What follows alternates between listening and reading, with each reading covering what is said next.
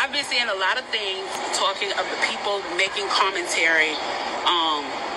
Interestingly enough, the ones I've noticed that have been making the commentary are wealthy black people making the commentary about we should not be rioting, we should not be looting, we should not be tearing up our own communities. And then there's been an argument of the other side of we should be hitting them in the pocket. We should be focusing on the blackout days where we don't spend money. But, you know, I feel like we should do both. And I feel like I support both. And I'll tell you why I support both. I support both because when you have a civil unrest like this, there are three types of people in the streets. There are the protesters, there are the rioters, and there are the looters.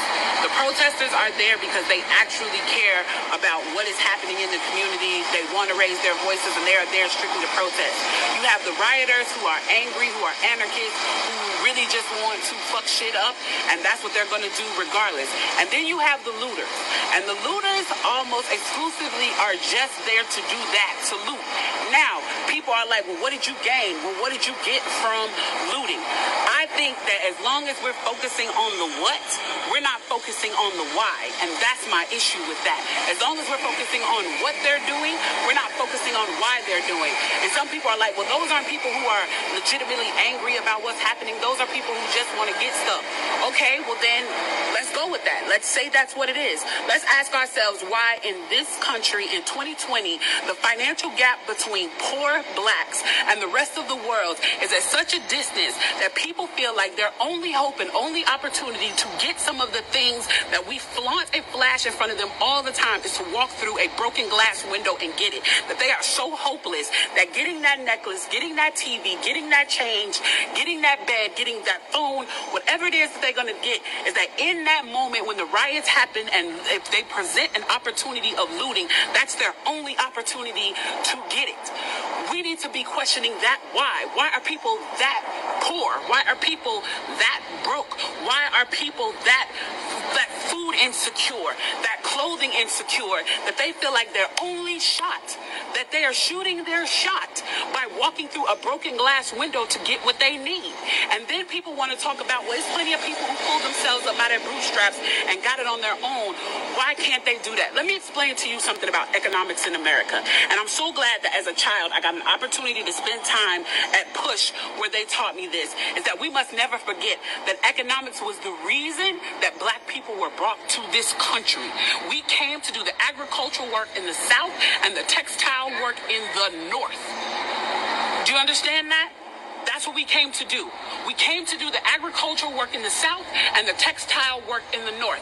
Now, if I right now decided that I wanted to play Monopoly with you, and for 400 rounds of playing Monopoly, I didn't allow you to have any money, I didn't allow you to have anything on the board, I didn't allow for you to have anything, and then we played another 50 rounds of Monopoly, and everything that you gained and you earned while you were playing that round of Monopoly was taken from you. That was Tulsa, that was Rosewood.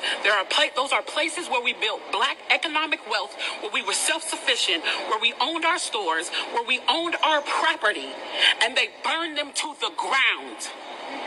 So that's 450 years.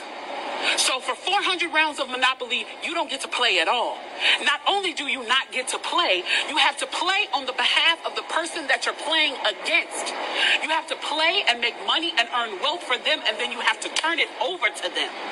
So then for 50 years, you finally get a little bit and you're allowed to play. And every time that they don't like the way that you're playing, or that you're catching up, or that you're doing something to be self-sufficient, they burn your game. They burn your cards. They burn your Monopoly money. And then finally at the release and the onset of that, they allow you to play and they say, okay, now you catch up. Now at this point, the only way you're going to catch up in the game is if the person shares the wealth, correct? But what if every time you share the wealth, then there's psychological warfare against you to say, oh, you're an equal opportunity hire.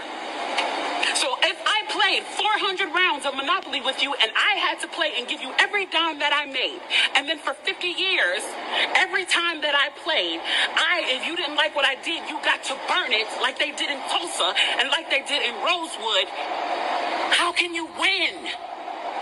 How can you win? You can't win. The game is fixed. So when they say, why do you burn down the community? Why do you burn down your own neighborhood? It's not ours. We don't own anything. We don't own anything. Trevor Noah said it so beautifully last night. There's a social contract that we all have. That if you steal or if I steal, then the person who is the authority comes in and they fix the situation. But the person who fixes the situation is killing us. So the social contract is broken. And if the social contract is broken, why the fuck do I give a shit about burning the fucking Football Hall of Fame, about burning a fucking Target? You broke the contract when you killed us in the streets and didn't give a fuck. You broke the contract when for 400 years we played your game and built your wealth. You broke the contract when we built our wealth again on our own by our bootstraps in Tulsa and you dropped bombs on us. When we built it in Rosewood and you came in and you slaughtered us. You broke the contract, so fuck your Target. Fuck your Hall of Fame. As far as I'm concerned, they could burn this bitch to the ground. And it still wouldn't be enough. And they are lucky that what black people are looking for is equality and not revenge.